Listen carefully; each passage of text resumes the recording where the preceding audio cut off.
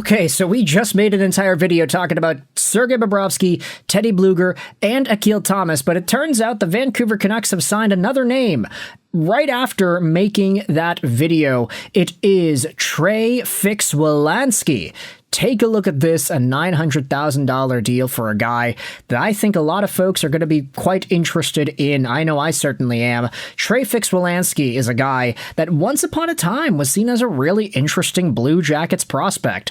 Don't worry, we'll still get into Bob and Blueger. I'll just play the rest of the video that we just recorded after this little segment here.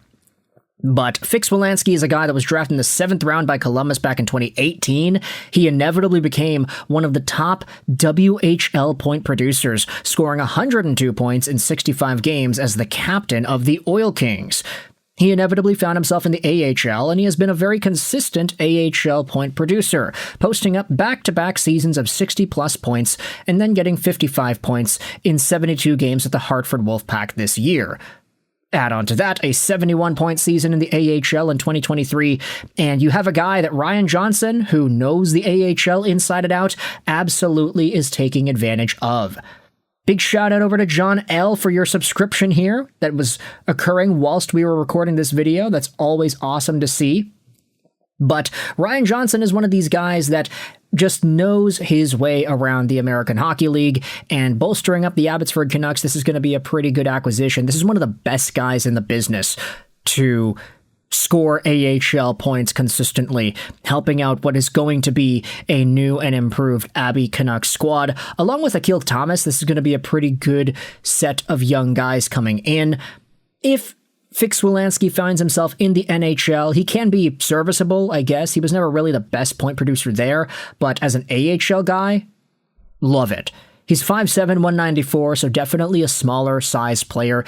You can say that does have a part in why he has never had NHL success, but still, he gets it done in the AHL. This is a great contract signing. I like it a lot. Let's move on to the rest of the video where we talk about Blueger, Bobrovsky, as well as Akil Thomas. What the heck? Let's combine teams. The Vancouver Canucks have signed another contract here with forward Akil Thomas. 1 year, 2-way deal. This is a pretty interesting move.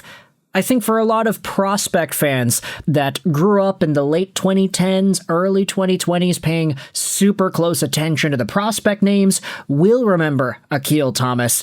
He is listed as a future Abbotsford Canuck this season.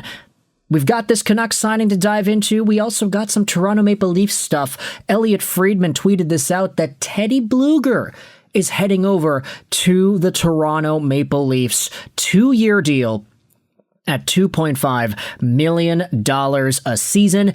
This is a contract that I think is going to age pretty well. Teddy Blueger is a guy that I think Toronto fans are going to like. But obviously, if you're talking about Toronto, you can't get away without talking about the biggest signing they made today. Sergei Bobrovsky to the Maple Leafs, a 3-year deal by $7 million per. This is something that we were all expecting when you think about what leaked earlier this week. Sergei Bobrovsky's name and his video being broadcasted in the arena. Bobrovsky, the main goalie in Scotiabank, that was obviously something that I think the Toronto Maple Leafs made a poo-poo error on. Nobody wants to see that get leaked, but it did. And now we know that Sergei Bobrovsky is a Toronto Maple Leaf till he's going to be 40. So, yeah, that's pretty good, isn't it? Now, you know what? Let's actually start off with the Bobrovsky thing, because I'd say he is the most significant player compared to Thomas and Teddy Blueger. Sergei Bobrovsky is, at the end of the day, a Stanley Cup winning goaltender. Back-to-back, mind you. 2 Stanley Cups, 2 Vezinas, and a guy who this season posted up one of the worst save percentage years he has ever had, if not the absolute worst save percentage year. Yeah, I think it is. This was the worst season of Bobrovsky's career, an .877 save percentage and a .307 goals against in 52 games. Miraculously, he still had 4 shutouts, which is mind-boggling to think when you consider the overall decline in save percentage from Bob. But you also have to acknowledge, hey, they were missing their number 1 defensive-minded forward in Alexander Barkov. They were missing a ton of guys. Matthew Tkachuk was out for half the year. The Florida Panthers were not good. So is that enough to say that Sergei Bobrovsky has the pass? I don't know. I guess the Toronto Maple Leafs think so. They're giving him $7 million a year. Bobrovsky also was making a boatload of money over the past 8 seasons with Florida. And this is a guy whose contract did not start out all too well. He entered the flat cap era with 8 digits on his contract, posting up a .900 save percentage in 50 games, back when league save percentages were a lot higher. So Bobrovsky was seen as one of the worst contracts in hockey in this stage. Give it a few years, and he makes the Stanley Cup Finals with Florida. 19 games played as they lost to the Vegas Golden Knights. Give it a while, and inevitably, Bobrovsky and the Panthers make the finals again in more back-to-back capacities, and they end up winning 2 cups in that process.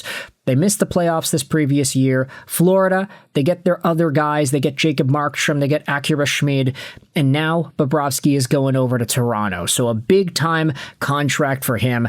Not surprised it's $7 million AAV, honestly. I'm just kind of surprised that it's Toronto going out there and paying it. The Maple Leafs also signed Teddy Blueger to a 2-year contract worth $2.5 per season. Blueger is going to be a really great Maple Leaf. Just everything you need in a guy down the middle. He's reliable, he wins draws, he's defensively responsible, and in his time in Vancouver this season, he actually produced a lot of points. Half a point a game guy for Teddy Blueger after coming back from injury. Unfortunately, his production down the stretch was not great. He only had 1 assist in 4 games for Team Latvia at the Olympics, which I'm going to say did hamper his value heading into the trade deadline. The Canucks were not able to trade him away and get anything for him. They kept him on the team. Seemed like Allvin and Rutherford really did like him, which is why they brought him back on. They wanted to re-sign him, but then Allvin and Rutherford, they either got fired or they stepped down. So this new regime, Johnson and the Sedins, they did not want to bring back Blueger in the same capacity that Rutherford and Allvin did, hence the letting him go to free agency side of it. It's good for Teddy Blueger. He's going over to a team that has a lot more competitive aspirations this season than Vancouver does. I know Toronto just had the first overall pick, but let's be real, they weren't the worst team in the NHL last season. That definitely is not the case. The worst team in the NHL this previous year was Vancouver, and the Canucks have signed Akil Thomas to a 1-year, 2-way contract. Thomas was a second-round pick by the LA Kings back in 2018, a guy that was a super productive OHLer, a former 100-point guy, and the captain of the Niagara Ice Dogs, who inevitably found himself in the Ontario Reign system throughout the years. He spent a few seasons going up and down. He played some National Hockey League minutes, 4 points in 7 games to kick off his NHL career in 23-24. That's actually really solid for the then 23-24-year-old. He had 46 points in 64 Ontario Reign games that season.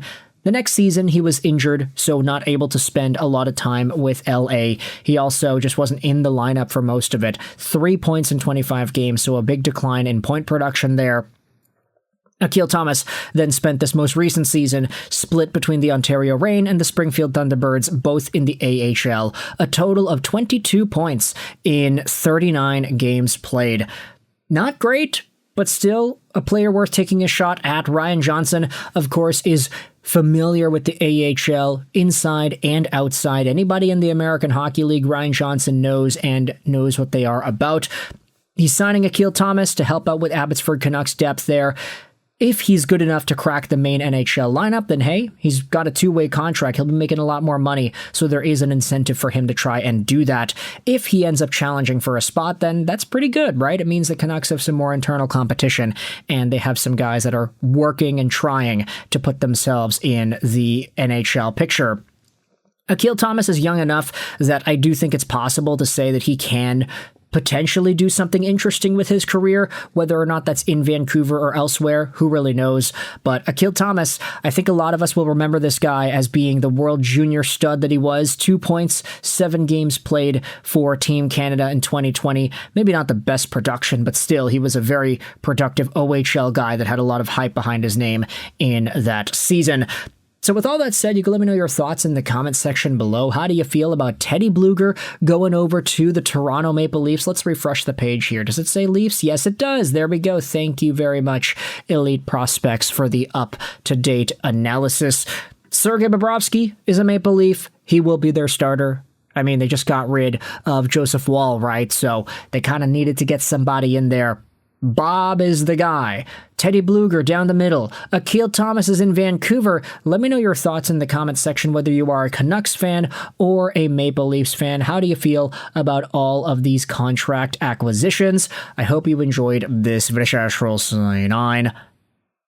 And bye.